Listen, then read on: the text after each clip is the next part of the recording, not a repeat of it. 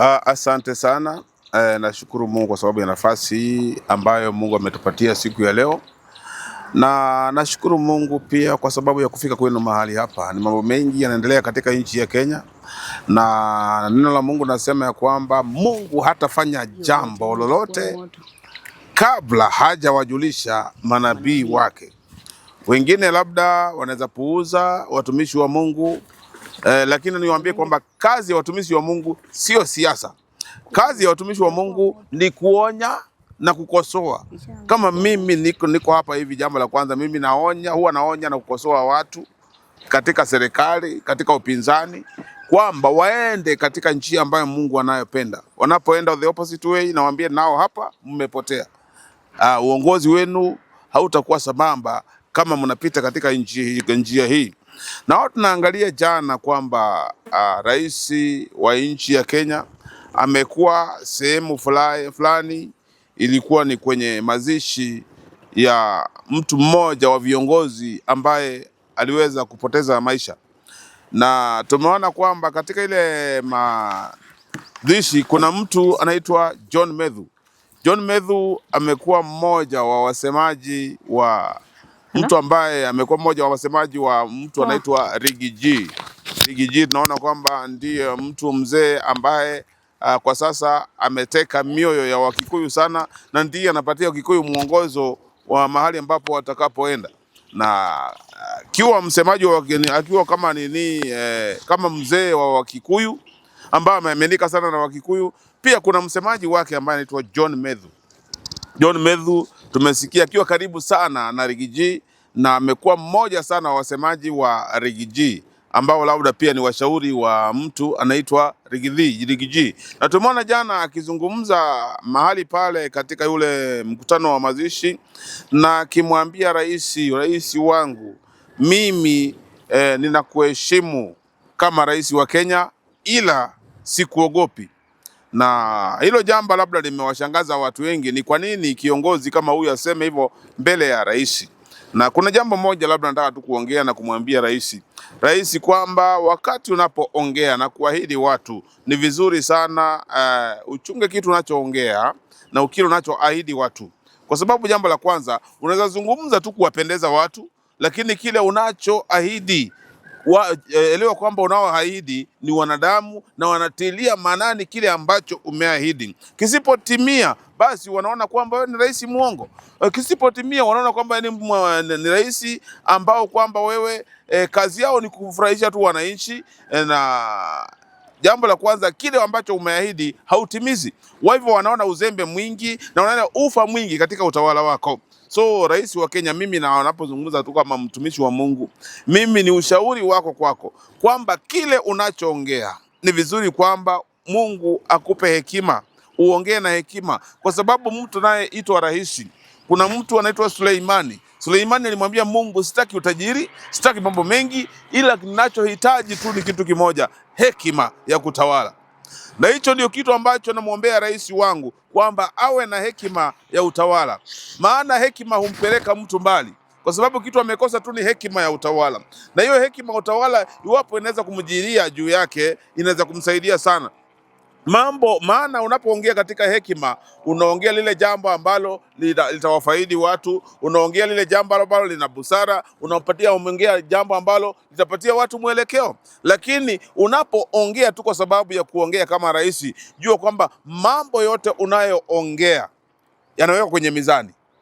Mambo yote unayoongea katika wananchi yanawekwa kwenye mizani, na haya mambo yote unayoongea huenda ikawa mambo yale wananchi ama viongozi wengine watatumia kukumaliza ama kukupiga vita, kwa sababu nao mambo mengi walipokuwa waliongea wakati ambapo mtu anaitwa Riggy alikuwa kwenye serikali, John Medhu alikuwa mahali pale, na alipokuwa anaongea mambo hale, viongozi walikuwa mahali pale. Na sasa kwa sababu aliondoa Riggy kwenye ofisi na kuwatenga jamii ya Wakikuyu, so unakuta kwamba yale mambo aliyokuwa anaongea na hajatimiza, basi watatumia ule udhaifu kumpiga vita nayo. Na sasa na jambo la kwanza, wakimpiga vita wako na pointi ya kusema, kwa sababu aliahidi na hakutenda. Ameanzisha mabarabara kwa mdomo lakini hajatenda. Kwa hivyo hao ambao walikuwa karibu nao, waliokuwa marafiki wa karibu na yeye, na ni vizuri sana kutunza kitu kinaitwa urafiki. Rafiki wako wa karibu unapotembea na yeye, chunga sana kuharibu urafiki, kwa sababu unapoharibu urafiki, huyo rafiki huwa anatumia udhaifu wako kukumaliza. Kwa hivyo wanajua udhaifu wake ni kuahidi na kutotimiza, na huo udhaifu ndio anatumia kumpiga Rais Ruto. So John Methu anajua udhaifu wote ambapo uko wa Rais Ruto, mahali ambapo aliahidi hakutenda, mahali kile kitu ambacho alianzisha hakufanya. Kwa hivyo anatumia that weakness ya kumpiga vita Rais Ruto. Kwa hivyo ni ombi langu ni kwamba rais, ni vizuri kwamba unapoongea kile unachohitaji ni hekima, kwa sababu hekima, naona kwamba wakati huu hekima ni kama imetoweka kwa rais wetu Ruto. Naam, Pastor Bishop, jana tumeona kwamba Methu kwa kweli anazungumza na machungu mbele ya rais, na akamwambia kwamba Kimani Ichung'wah, kama we ni mwanaume sasa umekuwa ukitusi Rigathi Gachagua wakati ambapo mko kule karibu na rais, tuko hapa sisi wote mtusi ndio tukujue wewe ni nani. Inamaanisha kwamba yule kijana siasa zake imeanza pia kukua kama ile ya Raila Amolo Odinga, manake ndiye mtu ambaye alikuwa anamwambia rais mbele yake bila kumwogopa. Kuna msemo unasema kwamba usitusi wakunga mradhi kwamba uzazi ungalipo, kwa sababu wakunga ni wale watu wanakuzalisha wewe. So ukitusi mkunga ambaye amekuzalisha, ina maana kuna wakati mwingine pia utahitaji kuzaa, na utakapozaa utamhitaji yule mkunga, na kama ule mtusi, basi itakuwa hatari kwako. Mtu anaitwa Kimani Ichung'wah, nafikiri jamii ya Wakikuyu ndio wamemuinua wakamweka mahali pale.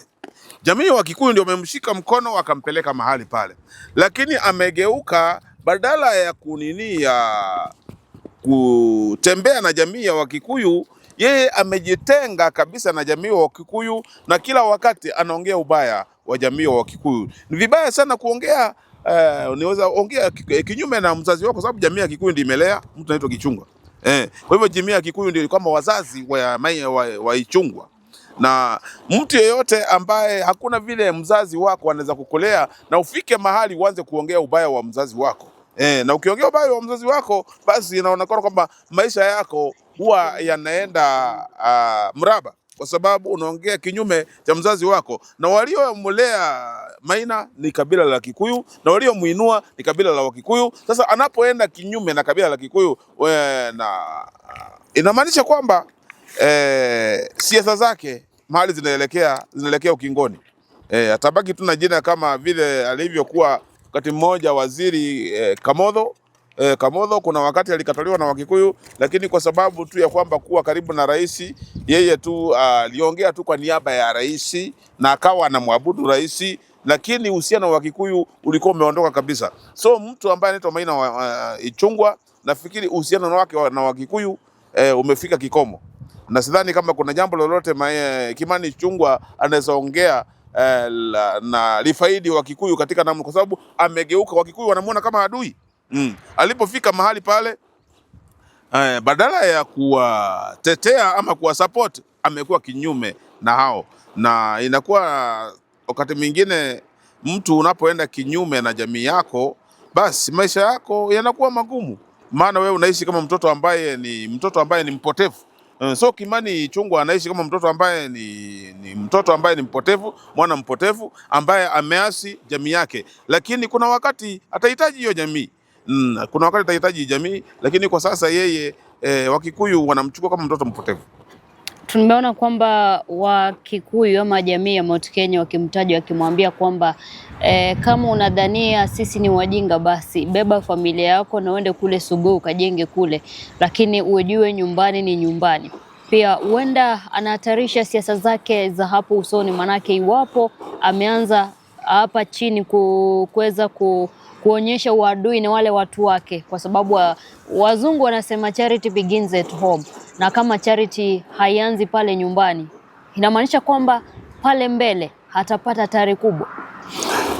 Mtu anaitwa Kimani Ichung'wah, nafikiri kwamba siasa zake zijazo zinategemea na uhusiano wake na Wakikuyu, na iwapo uhusiano wake na kabila la Wakikuyu utadhorota, ina maana kwamba siasa zake za zijazo nafikiri kwamba zitakuwa zimefifia, na ni mmoja ambao ni mmoja wa wale watu ambao watakaosahaulika kabisa katika historia ya siasa katika nchi ya Kenya. Mahali ambapo ameweka masilahi yake mbele, ameweka tumbo lake mbele, maana sasa yeye anatumika kama mmoja wa vibaraka ambao wanasaliti jamii ya Wakikuyu, na nafikiri kwamba anapoendelea namna hiyo, nafikiri kwamba siasa zake zinaenda kufika kikomo.